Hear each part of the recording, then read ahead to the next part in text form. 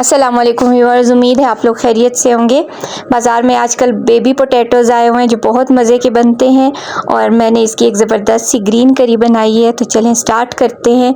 सबसे पहले मैंने पोटैटोज़ लिए, उनको धो लिया और पानी में बॉईल करने के लिए मैंने 1 चम्मच हल्दी डाली और 1 चम्मच नमक डाला और इसमें मैं आलू बॉयल होने तक डाल दूँगी। और मसालों में मैं इसमें हरी धनिया 1 गड्डी और पुदीना मुट्ठी भर में डालूँगी, 1 कप मैं दही डालूँगी, 5-6 जुए में लहसुन और 1 थोड़ा सा अदरक डालूँगी और 2 लेमन्स डालूँगी और 4 मैं इसमें तीखी वाली हरी मिर्चें डालूँगी। और चलें अब हम स्टार्ट करते हैं, चटनी बनाते हैं। सबसे पहले ये तमाम हरे मसाले जो मैंने मेंशन किए थे, हरी मिर्चें और जो धनिया है वो स्टेम के साथ डालने हैं ताकि हमारा सालन गाढ़ा हो जाए। तो ये तमाम चीज़ें मैं ग्राइंडर में डाल दूँगी, साथ नींबू भी निचोड़ लूँगी और थोड़ा सा पानी डालकर मैं इन सब की एक चटनी बना लूँगी।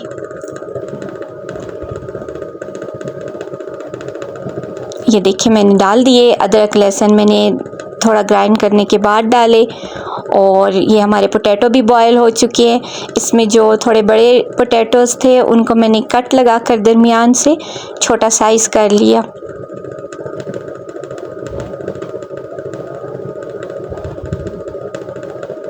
और मसालों में मैं डालूँगी सफ़ेद ज़ीरा 1 चम्मच, कलौंजी मैं इसमें आधी चम्मच डालूँगी और आधी चम्मच मैं साबित धनिया डालूँगी, 1 चम्मच सुर्ख मिर्च और 1 चम्मच मैं कुटी हुई धनिया डालूँगी। तो ये साबित धनिया इसलिए डालूँगी कि इससे आलूओं का टेस्ट बहुत ज़्यादा अच्छा हो जाता है। तो मसाले भी हमारे तैयार हो गए और हमारी हरी चटनी भी तैयार है।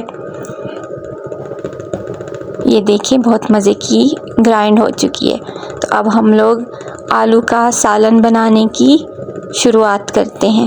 तो सबसे पहले मैंने हाफ़ कप कुकिंग ऑयल डाला और उसमें मैंने साबित धनिया और ज़ीरा डाल के थोड़ी देर के लिए इसको खुशबू आने तक पका लिया।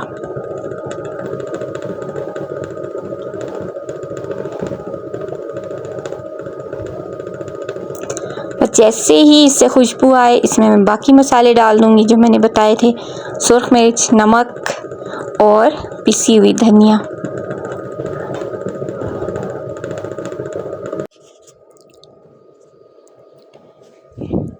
और ये पूरे किचन में ज़ीरे की और धनिया की खुशबू फैली हुई है जो बहुत अच्छी लगती है।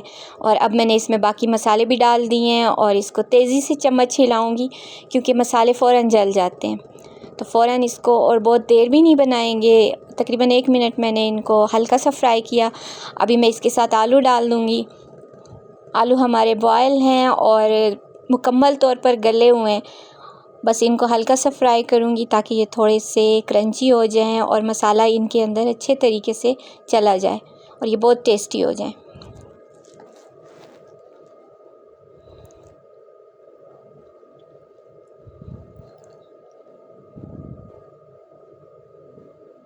तकरीबन मैंने इनको 10 से 15 मिनट तक के लिए इसमें फ़्राई किया क्योंकि आलूओं में थोड़ी सी नमी थी। तो जब तक उनकी नमी ख़त्म नहीं हो जाती हम लोग इसको फ्राई करते रहेंगे और ये बहुत ज़्यादा टेस्टी सालन बनता है। आप इसको लाज़मी ट्राई कीजिएगा। और ये जो चिकन वग़ैरह या फ़िश बनाई जाती है उसके साथ साइड डिश के तौर पे बहुत टेस्टी लगता है। रोस्ट के साथ, नान के साथ, नाश्ते में ये बहुत अच्छा लगता है। तो उम्मीद है आप ये रेसिपी लाज़मी ट्राई करेंगे और इंजॉय करेंगे। चलें ये हमारे देखें आलू अच्छे से फ्राई हो गए।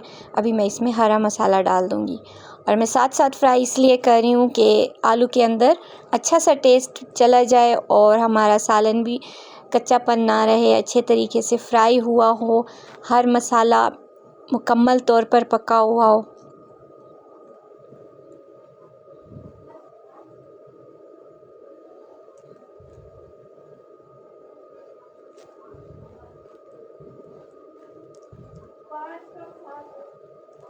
ये देखिए हमारे आलूओं का कलर चेंज हो चुका है और देखने में भी बहुत अच्छे लग रहे हैं, मसाला अंदर चला गया। अब ये जो हरा मसाला है इसके साथ भी मैं थोड़ी देर आलूओं को फ्राई करूँगी।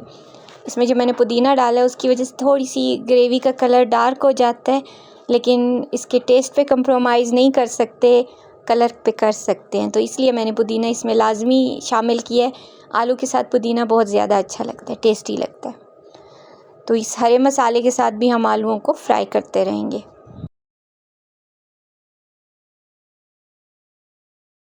तो ये देखिए हमारे आलू अच्छे से फ्राई हो गए हैं और हरा मसाला भी इसके अंदर अच्छे तरीके से जज़्ब हो गया है और हमें जितनी ग्रेवी ज़रूरत थी उस हिसाब से ये ग्रेवी भी तैयार हो गई है। अभी मैं इसमें 3 डोंगे वाले चम्मच दही के ऐड करूँगी। दही को बिल्कुल एंड में ऐड करना है कि ये फटे नहीं, और इसमें मैंने बहुत ज़्यादा क्रीमी और गाढ़ा दही लिया है ताकि ये ज़्यादा पानी भी ना छोड़े और जल्दी से तैयार हो जाए।